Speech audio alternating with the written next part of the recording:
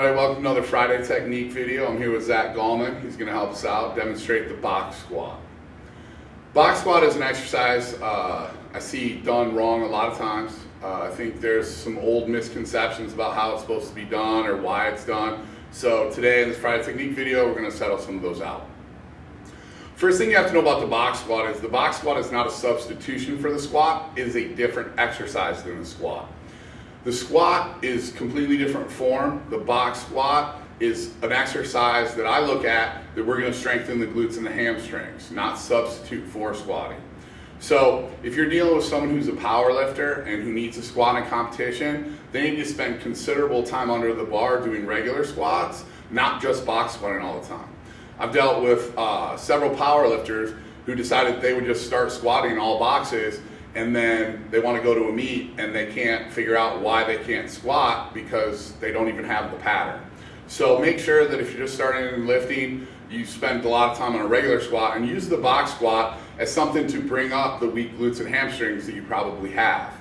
Another thing, you can use the box squat for max effort. You can use it for also obviously for your dynamic effort stuff, you use the box squat, but it can be an accessory. You don't have to look at the box squat as just a max effort exercise.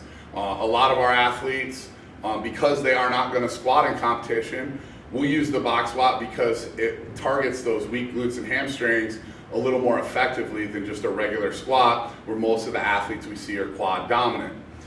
Zach's a prime example. When he started working here, he was very quad dominant. When we put him, kind of tested his strength, his hamstrings, glutes showed up as weaknesses. When we put him on a box squat, he did some things that we'll show later on that we don't want happening. Had a hard time adjusting. Once he did, they got a lot stronger. So Zach's going to go ahead and get under the bar.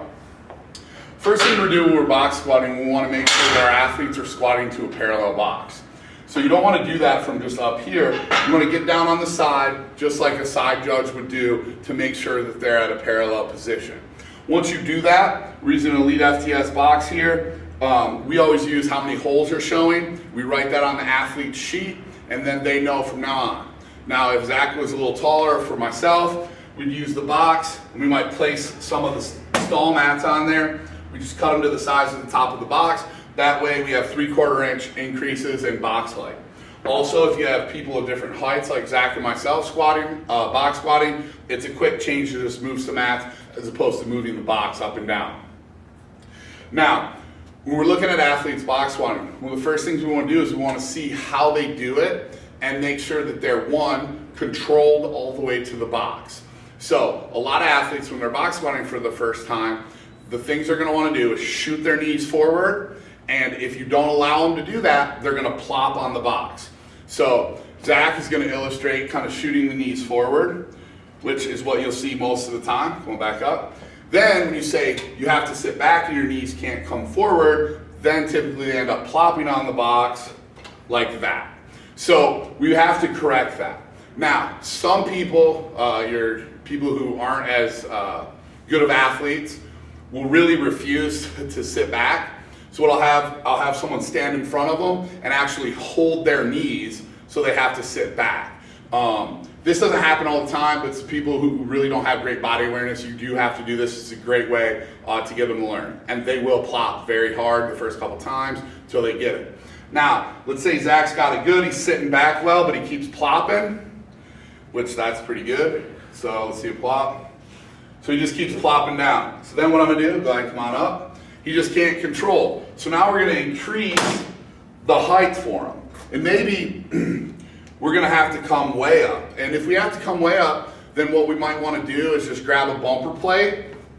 And if Zach's really weak, we can throw a bumper plate. Now when he squats, he doesn't have to plop because now he's not sitting down as far. I've had people for the first time box squatting where their boxes are way up here and they're barely moving. Their glutes and hamstrings are that weak. That's why when I say know what you're using this for, this is really an exercise to build glutes and hamstrings. It's not a substitution for your squat, especially if you're a competitive power lifter. So Zach's box height, we know already because we do these on a regular basis. Zach's going to be here. So we're going to show a proper box squat. What we're going to notice, Zach's knees don't come forward. He sits way back. Back stays nice and flat and arched, keeps the air in his stomach. You'll see a lot of people in their box squat for the first time, they'll sit on the box and go and breathe out. Typically, you're going to want to help them back up usually. So let's go ahead and do a good box squat. This is X's back, nice flat back. Small little rock on the box. See how he sits on the box. What some athletes will want to do when they first do this is just touch the box and come back up and not squat at all. Some of them even like to bounce, like down and up real fast. You'll see that. So you want to make sure that they actually sit on the box. It'll get a release out of the glutes and hamstrings while keeping the abs, lower back, and lats tight. And that's going to help really teach them how to activate and strengthen the glutes and hamstrings. Another thing, so we saw them sit back good, back nice and flat. Another thing you want to watch, on the rock, sometimes people can either stay where they're at and not come back at all, or they can go back too far. So the first one we're going to show Zach's just staying where they're at. They sit back great, but then they don't come up. Well, with heavy weight, something's going to happen in order to change his center of gravity, because now his center of gravity is back too far, so he's going to have to shift his knees forward, or he's going to have to lean forward. He's going to have to do something to change his center of gravity. Or we have leaning back too far and the lower back rounds. So they sit back nice, but then they end up rounding their lower back. We never want a big loaded spinal flexion like this. So we want to make sure that we stay out of that.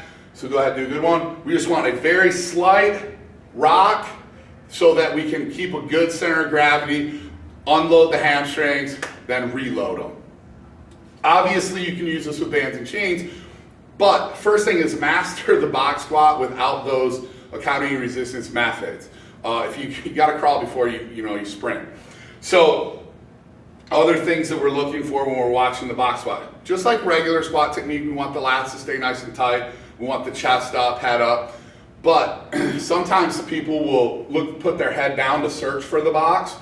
Don't let them do this.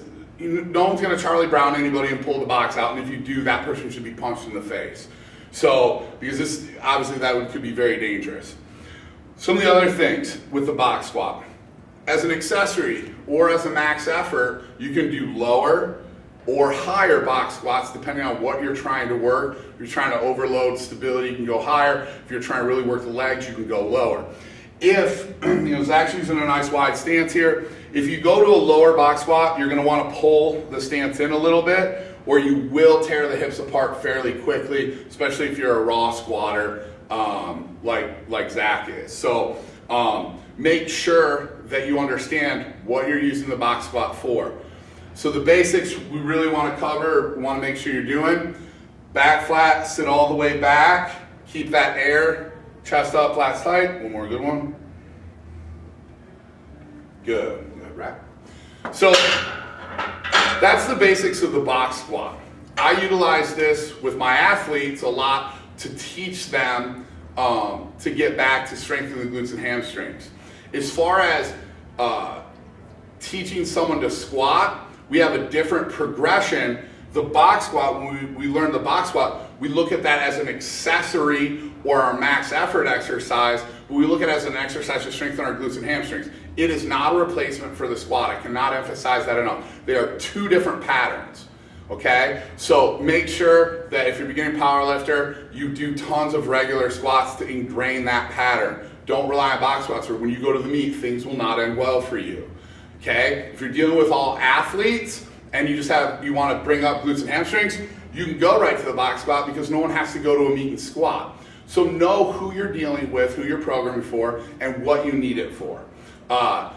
You can check us out on thespotathletics.com, check us out on Facebook, subscribe to our YouTube channel.